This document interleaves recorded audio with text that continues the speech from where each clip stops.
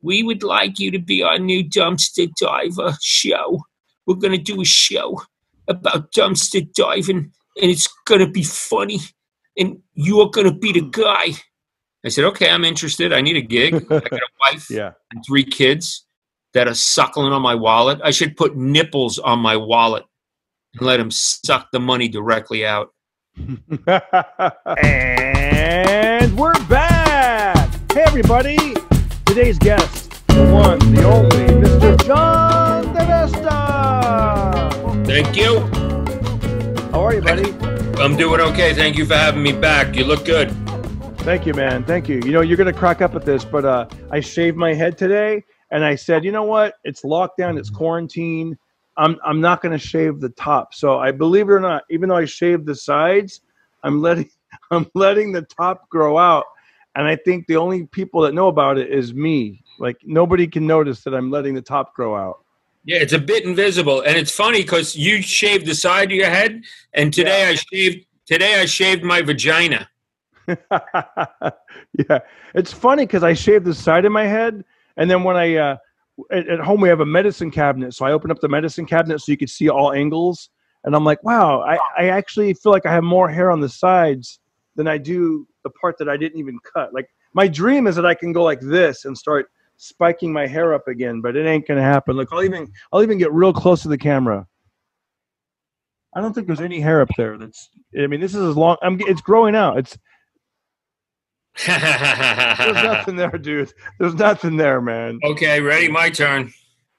I know. Oh, yeah. I want to say you have a tiny little bald spot, but not really. No, that's just because I was pushing. Yeah. No, you know what I have, dude? I have UFC hair. I have the hair of a UFC guy in his late 30s, early 40s. Nice. And what's your secret to that? I'm not sure. I don't know if I do anything special, but... Do you wash your hair often? That's a good question. I would say some about every couple of days, and then I put a little mousse in it. Because I think homeless people have great hair, and I think it's maybe because they never wash it, you know? I think it's just, that's a funny point. I think it's just luck of the draw, I guess. And it's in a very strange way, as hard as my life is, I feel like that's one thing. I mean, I have a 5 head instead of a 4 head. I have a 5 head. And I have my wings. You know what wings are? Is that the Sopranos? Like, you get the little gray sides. The sides are gray, dude, like that. Polly Walnuts. Fucking suck on that. That's a wing. Hey, I wanted to ask you, so I know you had your own television show, you've been in a bunch of movies, and before any of that, one of your biggest breaks came, you were New York's, let me get this straight, you were New York's funniest cop. You were, am I right, you were a cop for 13 years? I was a cop for 12 years, two different police departments, transit for 9 years, in the subway in the mid-'80s into the 90s. Our motto was, you ride, we hide. Then the transit police got taken over by the NYPD, and for the next 3.5-ish, 4 years, I was a NYPD, and I was in the homeless outreach unit my whole time as a New York City cop, and I did about 4 years in the homeless outreach unit with the transit police. And New York's Funniest Cop contest had 3 different police departments. By the way, when you did the homeless outreach, did you notice that they had good heads of hair? I did. I used to think like, wow, that guy, like, you know, drinks his own urine and, you know, sleeps on a subway grate for the warmth, and he's got that great hair. And then a guy walks by that's worth $12 billion in a $1,000 suit, but he's selling cheese without a license. Have you ever heard that? Selling cheese without a license? Yeah. No. Oh, like you get, like you're a cheesehead or something? I don't know. It doesn't even matter what it means. It doesn't have to have a meaning with a New York accent. Yeah. You know what I mean? I look at all these girls I went to high school with, and they're arm in arm with these guys, and I think it's their fathers. And it's not. It's their husbands, because all of them are selling cheese without a license. Yeah. I don't know where it comes from. I was thinking about that, though, because, the police, it's kind of a hot topic right now. People are not happy. They're not happy with the police. And, we're living in some strange times, and I don't know if anytime soon they're going to have a New York's funniest police. No, I don't think so. You're funny. No. No, these police departments are having comedy contests right. No, well, no one. Yeah. Comedy clubs are closed on a whole. I mean, and who knows when they're going to open? I mean, those are two weird professions that comedy is really not happening right now, and neither was police work. That was, even though you got out of it a long time ago, but it's like. Right. And I'm lucky now that I have this woodworking thing going on, because there is no comedy clubs. You know what I thought of? They keep talking about social workers that show up to things. Yeah. Guess what? I moved 10,000 homeless people to the shelter. Oh. But usually there's no money. Like, if I got a job tomorrow as a social worker for LA, it's probably not paying $60 an hour. You know what I mean? All these jobs pay, $14.10 an hour, and you have to work from 10 at night till 4 in the morning. You know what I mean? Yeah. Like, they always make it so it's just not worth it for the next level of skilled person. You dig what I mean? Yeah. Yeah. But it's funny. I saw a comedian online, and she was like, "Hey, I'm taking this course. I'm going to be a life coach. I'm going to call it Laugh Coach or something like that." And I'm like, "Oh wow," because comedians. I'm like, maybe that was something that we could kind of transition into. You could be a comedian, and then you're sort of a life coach. No, there's room. Everyone likes to laugh, so there is room. As crazy as desperate, as what's the word? As surprising, as never ending as all this is for comedians that actually made money in a comedy club. People do want to laugh, so it in a weird way, it could force you to monetize or do strange things. But then we're also judgmental. We're like, look what he's doing, guy. I mean, what does he need? Money for food? What does he need? Money for food? Yeah. And he's doing, and watch this. If you do stand up in a parking lot, you're a loser that's, one step away from giving dry hand jobs. Or if you're famous and you do parking lot stand-up shows, you're brave and hip. It's a crazy time. It is crazy. It's crazy, man. It's, let's before we talk about more police stuff, I want to say, I always like to go positive, and and I don't know, what's funny? You're kind of a positive guy, even though sometimes to the naked eye they might think you're a New York negative guy. That's like just a negative Nelly. Yes, but you're kind of positive, because sometimes you'll throw in something really positive. I'm like, wow, John, that was cool. But I was going to say, what does positive mean? I don't even know what that means. Here's what it means. Here's what in my world. Is that like when you plug something in, there's a positive?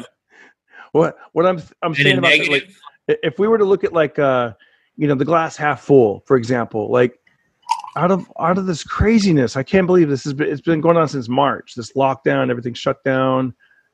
I would say, if I were to think positive, I had a really good 4th of July. I played horseshoes. We played volleyball. Family was together. Brother-in-law, cousins, we got together. And I thought that kind of stuff may not have happened without the lockdown, because I'm off doing gigs. This person's doing their job. Everyone's their own, In fact, my wife goes, last summer, she goes, I don't know if you even, really came up to the farm.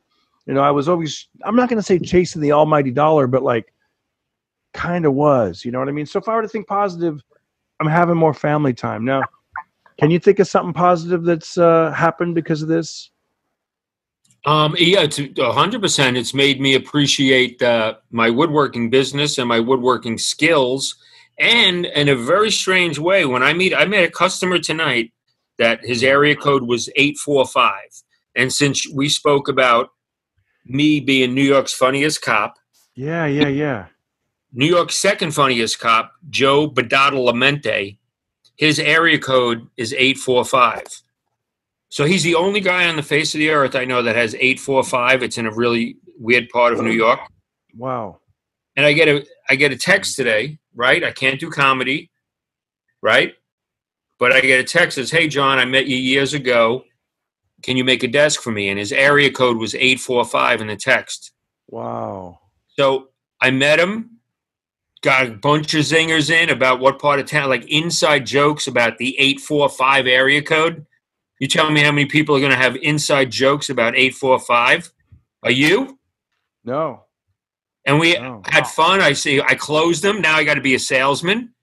I closed them, and he just while we were on the air, beep, I just sent a PayPal.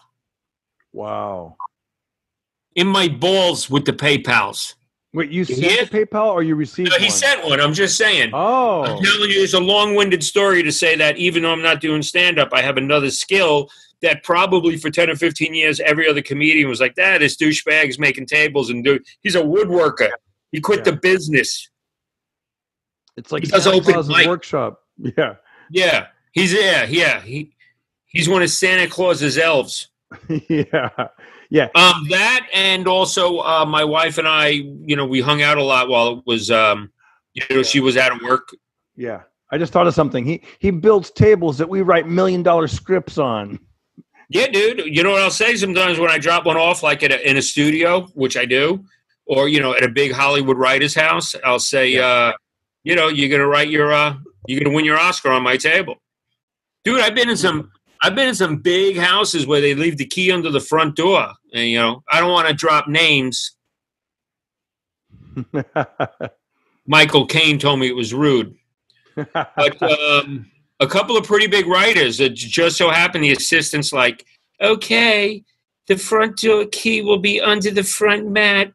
And if you could just put the 2 stools where I said. Hey, did that happen? Watch this. I got to go too far like a mutt and leave a note that I'm an actor. Oh, yeah. Now I'm a psycho. Now they don't even call me for the wood. It's over. Hey, they didn't happen to leave you the key to Epstein's plane, right? When you went to Epstein. Did you ever build any tables? He had good hair. Epstein Island? He did have good hair. Of course he did. He had hair like me. Yeah.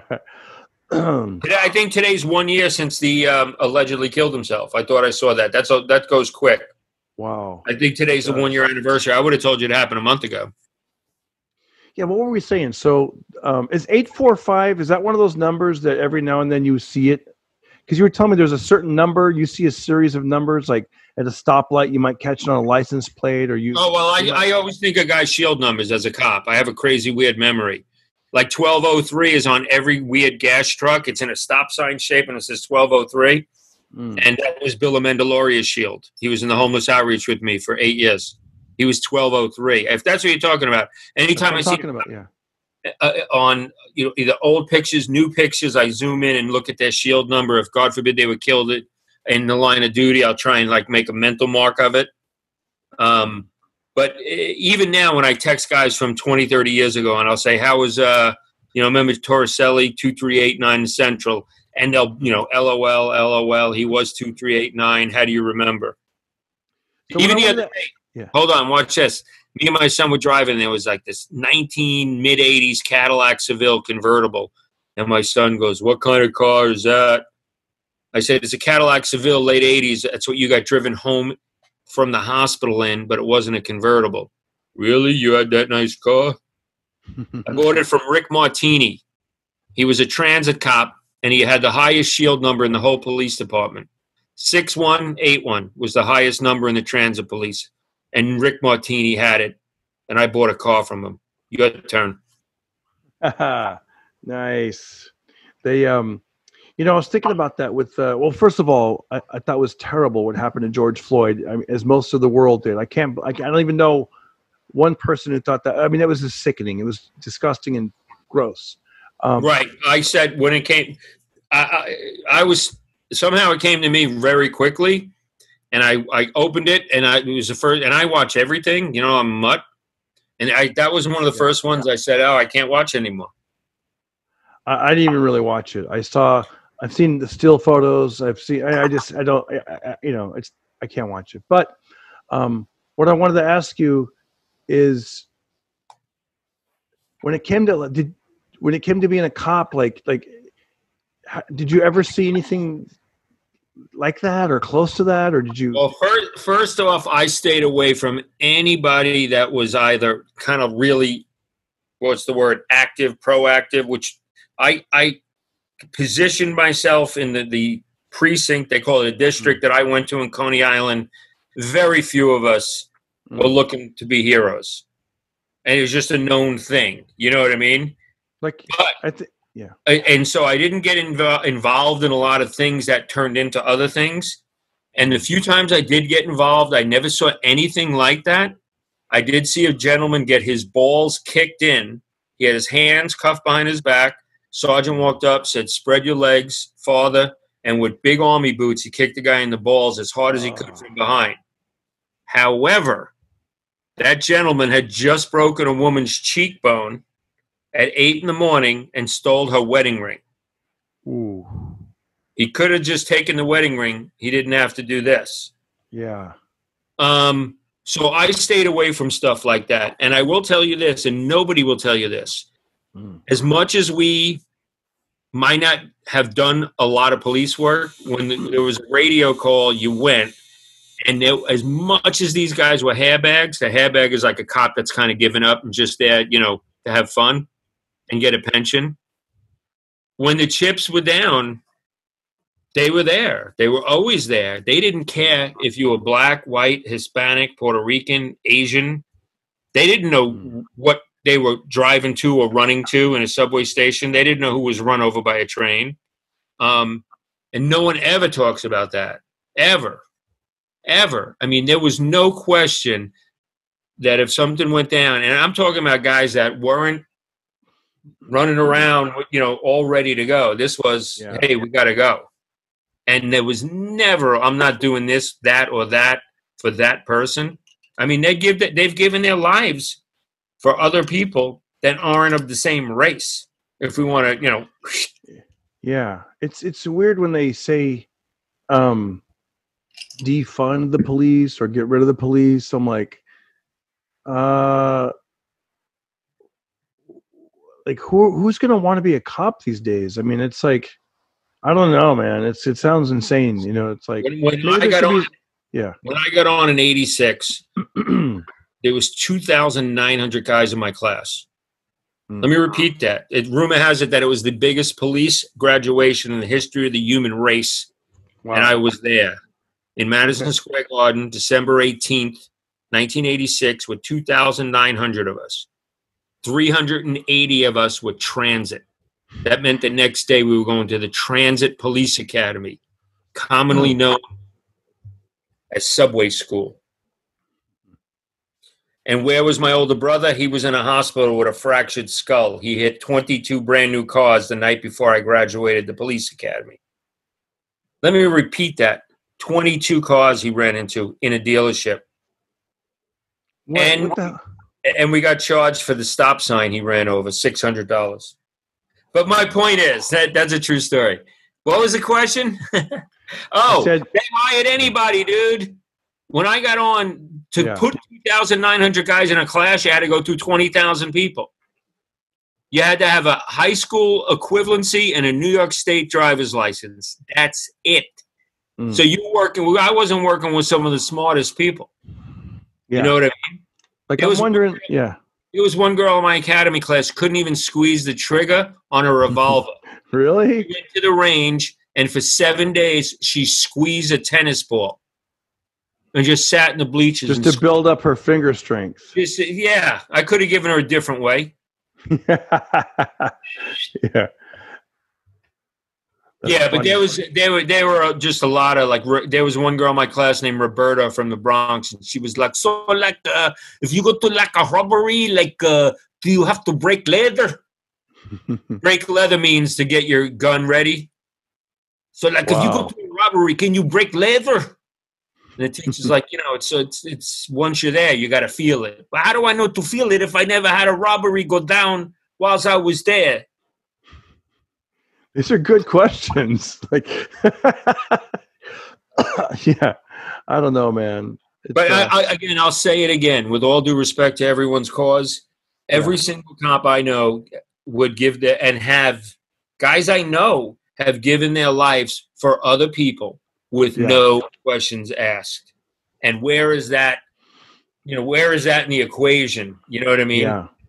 When you first got into Hollywood, like everyone knew you were the cop. Like, New York's funniest comedian, and you even had a sitcom where you were a cop. What was the name of the sitcom? Was it your name, Diresta? It was called Diresta. It was on UPN. UPN. The Unemployed Policeman's Network. I wonder how, once things kick back into gear, I wonder how it's going to be for you in Hollywood when you go into a casting place and you're like, I was a cop. I know exactly what's going to happen. I'm going to get offered a huge role where I'm the racist cop with the New York accent, with the nightstick, with the heavy hand, that they put the N-word in my mouth from the script, not in my mouth as an actor. And the whole world's going to think that's the way he really is. He should cut wood and make tables. We need to take his career away because in a script, dude, I auditioned once. Yeah. Sure, I told it here. I don't want to say his name. He got a huge sitcom deal. He's a comedian. And he got like the 10 best writers and the 10 best directors and producers to make a sitcom. The Seinfeld guy, this guy, that guy's from Taxi, this guy's from the 10 biggest sitcom guys you can imagine. And I play a cop in the pilot that comes to his apartment 3 times because he's a New York comedian. Alone. I find out he's single, he's gay, he's got no money. Yeah. Finally, in the last scene of the sitcom, of the pilot, I go, what do you do for a living? What do you do for a living? He goes, I'm a comedian. And the line is, tell me a joke. Okay? That's what the $4 billion worth of writers came up with. So I said, can I just do it my way? A lot of you guys know I was an ex-New York City cop. All right, go. Well, how dare he? Well, let him go. He's already up and running. He's doing it. And I'm reading it with the comedian, and I go, dude, it's my 5th time here. I never even, what do you do for a living? He goes, I'm a comedian. I go, you're not even funny. I mean, who's zooming who? I mean, what, are you going to waste 12 years in these toilet bowls? In other words, as a New York City cop, I was trying to help him from misery. Do you understand what I mean? I didn't go on and on about the 12 years. All I said was, you're not even funny. And guess what? All 12 writers that are the greatest writers that ever lived in the history of the human race, that all own 6 houses in Studio City and rent them out. Guess what they all said? They all groaned. They thought that John Diresta told this guy, John Mulaney, that he wasn't funny. They couldn't see that I was playing the character in the scene that someone said action. They thought you were broke character and were douchebags. Couldn't even get behind that. They were too stupid and short-sighted. They thought that I was calling John Mulaney not funny, John Diresta. My point is, if I become the mean cop on TV, because that's the only way they're going to portray cops, the whole world's going to take away everything from me because I said the N-word in a movie that they asked me to say. Yeah. Does that make sense? Yes. So, I don't know, to answer your question, there's such maggots that they take down a show cops or they take down live PD. For what? It's apples and oranges. This was a show that people made money at. People liked to watch. It was entertaining. I don't want to brag. I was on Cops. Thank you. Hey. But my point is... I got a question. Go ahead. Say your point. No, my point is, if they're so afraid of a show that really exists because it shows cops in a good light, to answer your question, no, there's not going to be a happy-go-lucky cop sitcom by John Diresta or Billy Gardell anytime soon. And weren't there singing cops? There was even a cop. It was called Cop Rock. That's another show that probably wouldn't be on right now. Cop Rock. I just buried a good gay porno joke. I'm going to get a zit later. There's another show. What about like Chips? Remember that with Eric Estrada? That's I did a gig with Eric Estrada. I don't want to drop names. Cool guy. He's a cool guy. Got good hair. He's got great hair, man. I remember he told me he got a. I had lunch with them, and he told me he just got done having a C&C, and I had no idea what that meant. Do you know what a C&C is? 2 fingers in the muffler. No, cut and color with your hairstyle. Cut and color, C&C. Yeah, he's the man. Yeah, I would know nothing about that. I would know nothing about the cut or the color, but yeah. Onto a lighter topic. You know, I had a pizza recently, and I got to tell you, I think the pizza is so good in my hometown, but I think it's because it's my hometown. I grew up with it. It means something to me. I wonder if that's the same thing with like New York pizza. Do New Yorkers? Yeah, any New Yorker loves New York pizza. Anybody. It's crazy. I mean, if you live out here, like you could have whole conversations about it. Yeah. I mean, there are good pizzas here, but I think you had asked me this once, like if that's where you grew up, is that what makes it special? And I say yes, because we've all traveled the world as comedians. And I went to Cincinnati to play. You remember Go Bananas? You land in Kentucky and you play in Cincinnati. And it was owned by an old Asian couple. She had a horizontal vagina. I don't know if you know that. And everyone kept saying, when you get to have a Coney dog, a Coney dog, a Coney dog. Now, I worked in Coney Island at the Nathans. That was my steady post for 5 years. I ate Coney Island hot dog every day for my life for 5 years. Okay? I got IBS. All right? That's street cred. I carry 2 rolls of toilet paper with me every day. Yeah. Coney dog. I get to Cincinnati. I check in the hotel. I go to the first place right next door, Coney Dogs. It's a sign. We got the Coney dog. It was the worst ballpark hot dog this long that cost like 99 cents. It was like the White Castle of hot dogs. Yeah. And it had 0 flavor. It was like, remember ballpark? Do you remember the slogan? Yeah. No. They suck when you cook them. Is that what it says? They suck when you cook them? No, they plump when you cook them. Why do I got to explain another joke? Hey, do you know John Mulaney? You think he'll do my podcast? No, I again, and watch this. John Diresta didn't think John Mulaney was not funny. John Diresta was thinking this guy is so on. And New York City cops, at the end of the day, are good guys. They're good, earnest guys that, again, will die in the street from being stabbed, shot, run over by a train, run over by a car, to save the life of somebody else that most likely will be of a different ethnic background. And that should never be forgotten.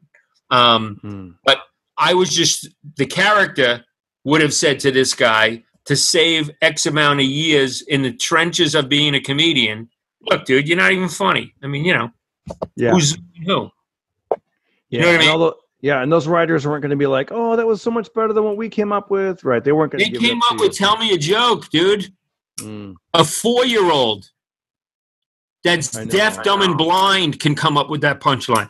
I mean, back when I was starting out doing the open mics, that was one of the big jokes that everybody would do. Like, you're a comedian, tell me a joke. Well, you don't say you're a gas station attendant, pump me. You're a tax, you work for the IRS, screw me. You're a this and that. Blah, yeah, blah, blah, and guess what? It's like, yeah. And even that was coming from a bad angle, because the people that are asking to tell you a joke, they really want to laugh along. They want to give you a chance. Yeah. And here's a comedian going, I don't come and knock the fries out of your thing. I'm so important. I can only tell jokes when I get paid. Right. Fucking jack-offs. You know what the pandemic did? It made me hate comedians even more than I normally do. I'm keeping it positive. How many more people can I see dance at their home for no reason? TikTok, right? Hold on. How about this one? Okay, welcome to my live show. Nobody's there. Nobody's there yet. Okay. In a second. Nobody's. Hey, Mandy, how's Utah? Yeah. Okay, we had two. We got one. Kenny. Hi, Kenny. All right. You know what? I watched this YouTube tutorial a couple of years ago, and the guy gave great advice. He goes, whenever you do a live stream, he goes, way more people are going to see the replay than they are the live stream. He goes, so right when you start, don't wait for people to come on. He goes, start the live stream, maybe with a little bio about yourself for the new people that haven't heard of you. So if you went live, you'd be like, hey, everybody, this is John Diresta, former NYPD transit, or whatever, blah, blah, blah. You just go right into it. I work with De Niro. I work with blah, blah, blah, blah, blah, blah, blah. And then you go into what you're going to talk about that day, as opposed to what you just did. Like, you don't want to be that guy that's like, yeah. Look, hi, this is John Diresta. Welcome to my podcast. Be prepared. I'm going to drop more names than Oscar Schindler.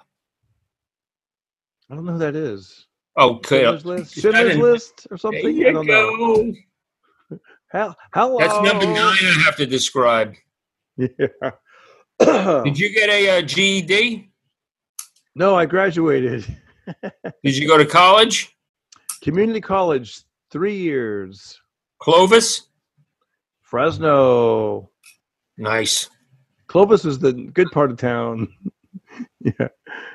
Anyways, who do you got back there? Is that some of your? I like your decorations. No, it's I bought this at a garage sale. That's Audrey Hepburn, and then this other thing is like a spooky pirate warrior holding something up, maybe like a white flag, Wow.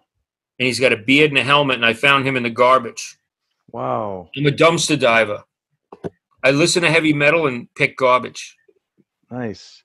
What's the coolest thing you've ever found in the garbage? One of my own items. I forget. That's the weirdest question I've ever asked on my podcast.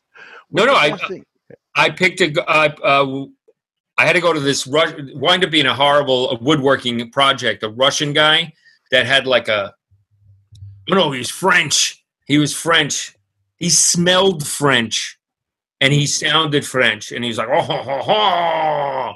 He owned some horrible fondue stand that you order for weddings, and I had to make the holder for the fondue, for the cheese, for the stick, for the chocolate, for the meat, for the stick, for the other cheese. All these little holes in this big device. And I left his house and pulled down a driveway and said, oh, look at that. There's like a tabletop. And I yanked it.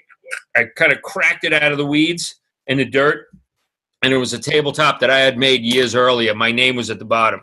Wow. Took it to the shop, fixed it up, put legs on it, and then watch this. Sold it with that backstory. Sold it that, hey, this thing, is so old that someone owned it for 5 or 10 years. And in an alleyway down in like South LA, I found it and I spruced it up. That was part of the sales story. Wow. Yeah.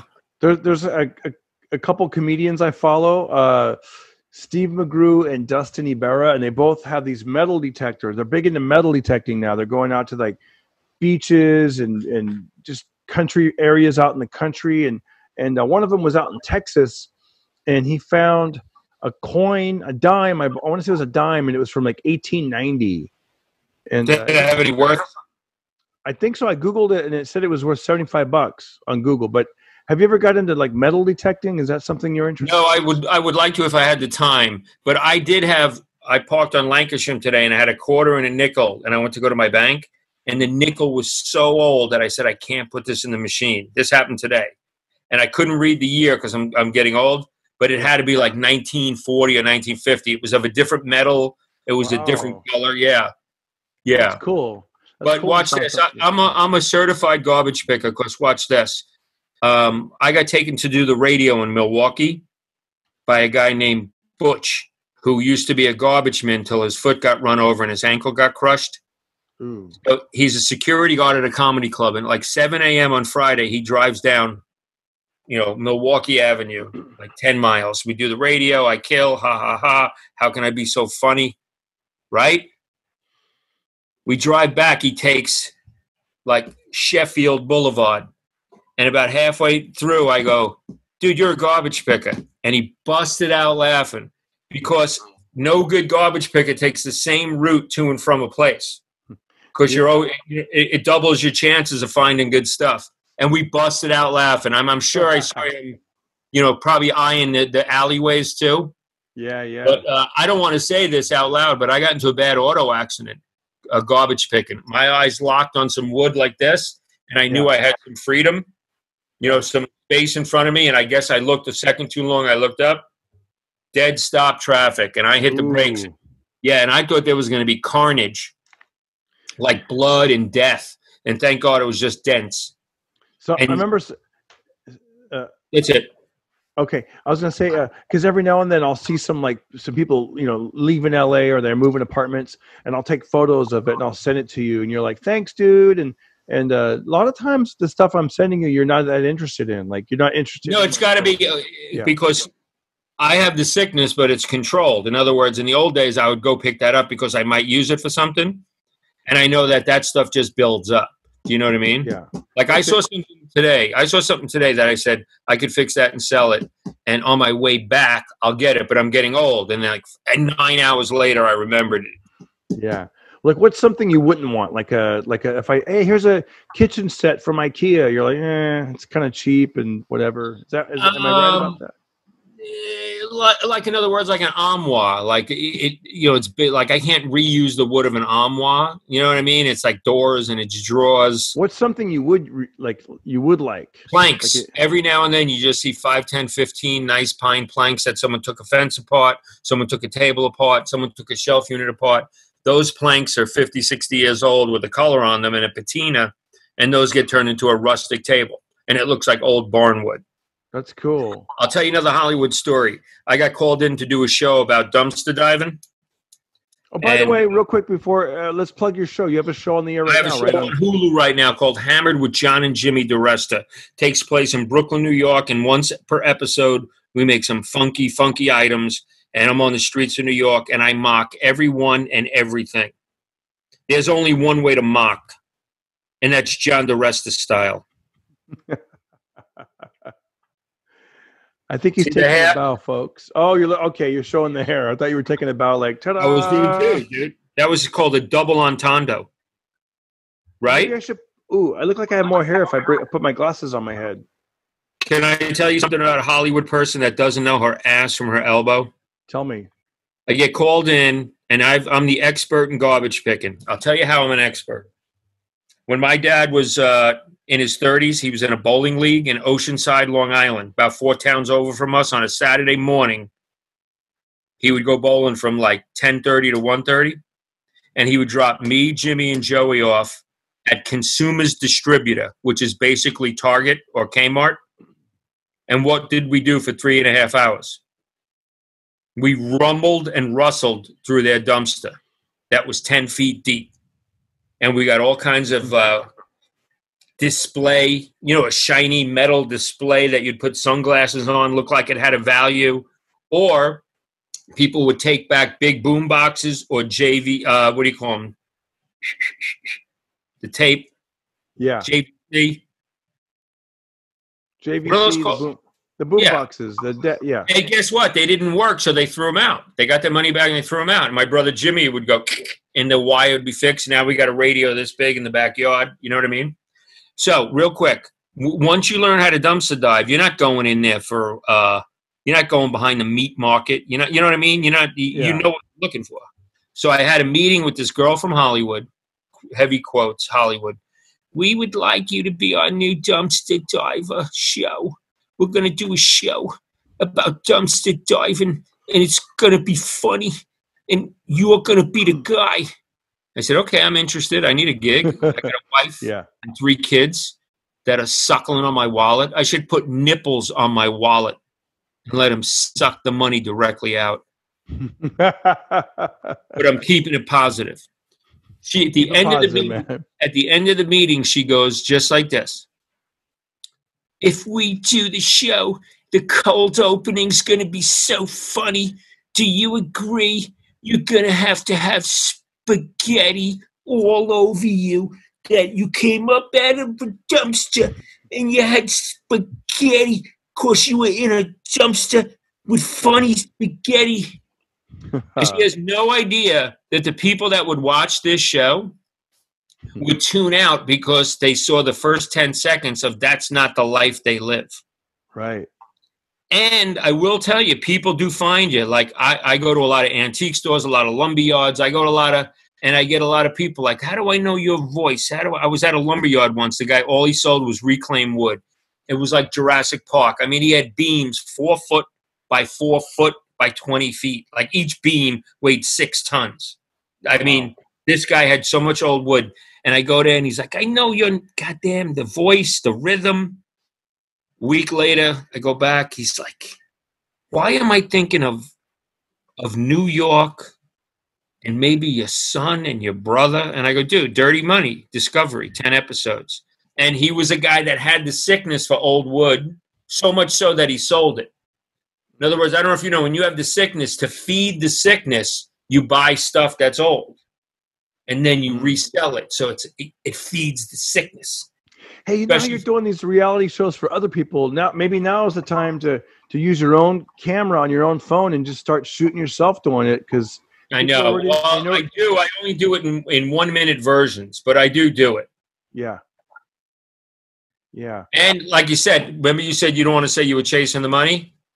Yeah. But a lot of again, I know it's easy to take the phone out, and I do a video or 2 a day, but it's just sometimes it's like boom, boom, boom. Okay, here's how much it is. Here's a receipt. But you know what I mean? And you forget. But with every project I make, there's a beginning, a middle, and an end. You've seen those faux live edge benches.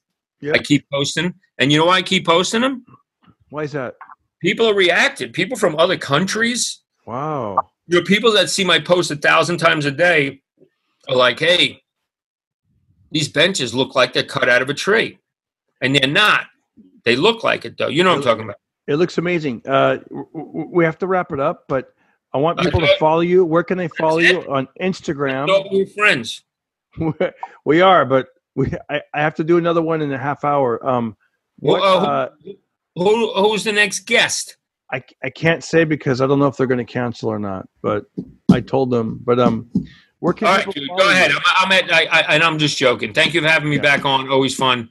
I'm at Diresta West Coast on Facebook. Diresta West Coast on Facebook. Instagram at Diresta West Coast. And then if anybody wants to email me directly, DirestaJohn@gmail. DirestaJohn@gmail.com. And okay, it's John Mulaney. I got John Mulaney on. He's going to be on next. Yeah, funny.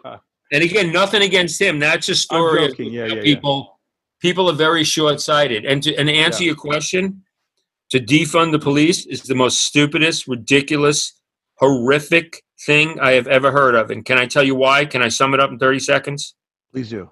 It's human nature to go crazy when there's no supervision. We all know that. That's why we had parties as kids. That's why we go camping and drink and smoke pot in a camper. When I was a construction worker in Newport Beach, California in 1984, the boss kept saying, I have to leave Friday at noon. No fucking up. Friday at noon, I'm going to have everyone watch each other. It's going to get back to me. The second his car went down the hill at Newport and went out of sight, beers, pot, everybody. The second. So if you tell a whole community that there's no police or there's less police or it's going to take 5 hours to get there, what are they going to do? Take a look what they've done over the last 2 or 3 weekends. Yeah. Shootings are up, killings are up. Guess why? It's a carnival atmosphere. No, there's no one to stop us. It's never, ever going to get better. Ever. Until you get logical. Yes. Okay. Seacrest out. In my balls. Any words of wisdom on the way out? Anything positive? Anything that you'd like to leave our younger viewers with? Something that they could take on later in life? Don't get married. No. I'm not sure. You know what? There's an old saying: "Don't get mad, get funny." So for the 10, 15, percent of who watches you are comedians or actors. Yeah. Don't get mad, get funny. And thank God, I've been able to turn my sadness into gold. Yeah, it's true. It's true. Yeah. I'm a sad fish. I'm sad. And you make it funny. Don't get mad, get funny. How about this? Don't get sad, get funny. I like that. Who's the asshole, buddy? Yeah. We're done with this interview. So the other day I was standing in the kitchen and my son was like, "Dad, why did you write down that you weigh 190 pounds?" I'm like, I never wrote that. And he goes, "Look," and he held up my driver's license. And I was like, ew. My wife goes, "Yeah, you're not supposed to put down your goal weight. You're supposed to put your actual weight." And then she looks at it again and she goes, "And did you put your goal height?" And I was like, I might have made myself look taller and thinner on my driver's license. And then my son starts breaking out into a song by Roy Orbison. Remember that? He was like, "Lying to the DMV." Anyways, I want to thank you guys for watching my YouTube video. And if you get a chance, watch one of these and subscribe. All right. Have a great day.